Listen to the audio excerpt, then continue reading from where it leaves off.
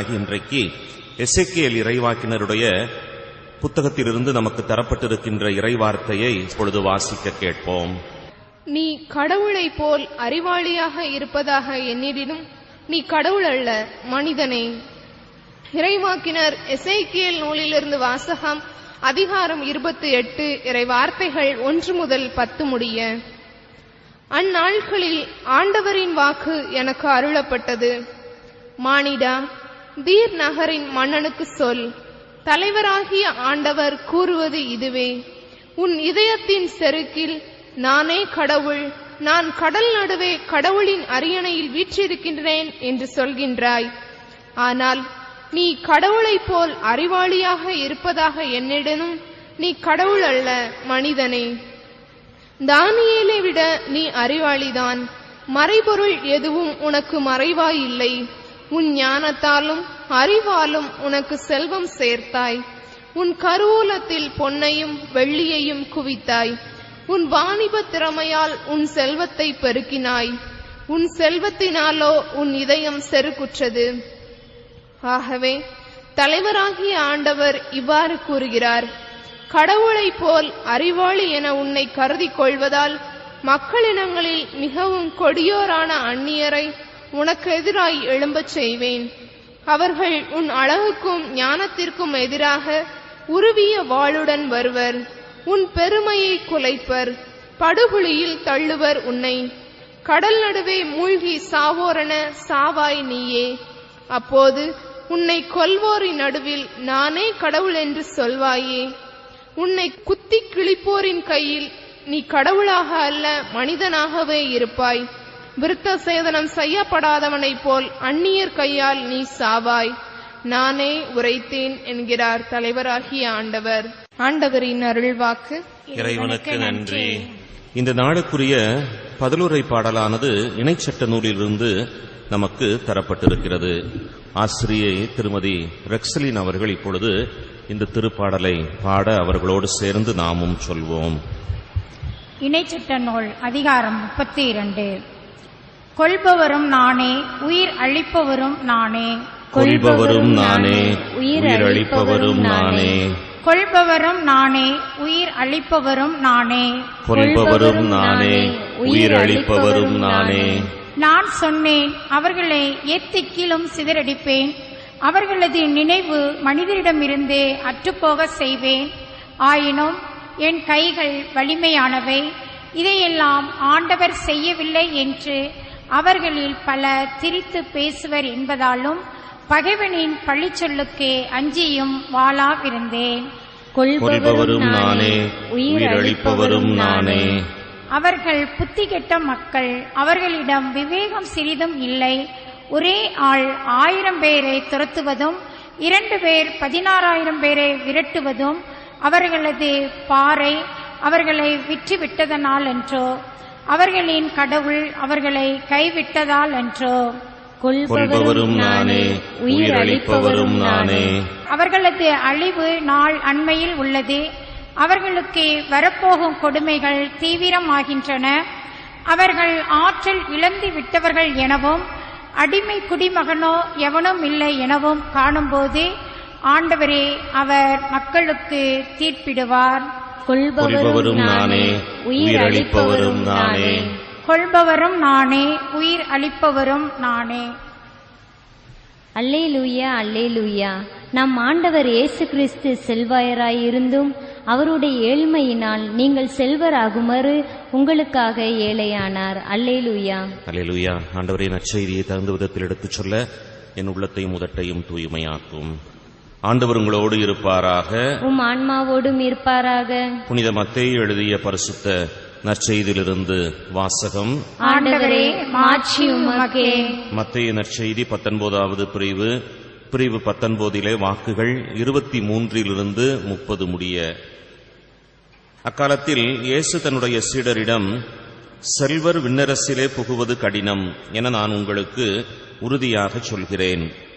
மீண்டும் உங்களுக்கு கூறுகிறேன், செல்வர் இறையாட்சிக்கு உட்படுவதை விட ஊசியின் காதிலே ஒட்டகம் நுழைவது எளிது என்றார். சீடர்கள் இதை கேட்டு அப்படியானால் யார்தாம் மீட்பு பெற முடியும் என்று கூறி மிகவும் வியப்படைந்தார்கள். இயேசு அவர்களை கூர்ந்து நோக்கி, மனிதரால் இது இயலாது, ஆனால் கடவுளால் எல்லாம் இயலும் என்றார். அதன்பின் பேதுரு இயேசுவை பார்த்து, நாங்கள் எல்லாவற்றையும் விட்டுவிட்டு உம்மை பின்பற்றியவர்களாயிற்றே, எங்களுக்கு என்ன கிடைக்கும் என்று கேட்டார். அதற்கு இயேசு, புது படைப்பின் நாளில் மானிட மகன் தமது மாட்சிமிகு அரியணையிலே விற்றிருப்பார். அப்பொழுது என்னை பின்பற்றிய நீங்களும் இஸ்ராயேல் மக்களின் 12 குலத்தவர்களுக்கும் நடுவர்களாய் 12 அரியணைகளிலே விற்றிருப்பீர்கள் என உறுதியாக உங்களுக்கு சொல்லுகிறேன். மேலும் என் பெயரின் பொருட்டு வீடுகளையோ சகோதரர்களையோ சகோதரிகளையோ தந்தையையோ தாயையோ பிள்ளைகளையோ நிலபுலங்களையோ விட்டுவிட்ட எவரும் 100 மடங்காக பெறுவர், நிலை வாழ்வையும் உரிமை பேராக அடைவர். ஆனால் முதன்மையானோர் பலர் கடைசியாவர், கடைசியானோர் பலர் முதன்மையாவர் என்று அவர்களிடம் அவர் கூறினார். கிறிஸ்துவின் நற்செய்தி. கிறிஸ்துவே உமக்கு புகழ். கொடுக்கப்பட்டிருக்கின்ற மற்றுமொரு நாள் உங்களுக்கு ஆசீர்வாதமாக இருக்க மனதார ஆண்டவரது பெயரால் உங்களை வாழ்த்துகின்றேன். செல்வர் விண்ணரசிலே புகுவது கடினம் என நான் உங்களுக்கு கூறுகிறேன். ஊசியினுடைய காதிலே ஒட்டகம் நுழைவது எளிது, ஆனால் செல்வர் இறையாட்சிக்கு உட்பட மாட்டார்கள் என்று ஆண்டவர் கூறுகின்றார். ஏன் இத்தகைய ஒரு வாக்கு என்று நாம் அறிகின்ற பொழுது, யார்தாம் மீட்பு பெற முடியும் என்று கேட்கப்படுகின்ற அந்த கேள்விக்கு ஆண்டவர் கூறுகின்றார், மனிதரால் இது இயலாது, ஆனால் கடவுளால் எல்லாம் இயலும்.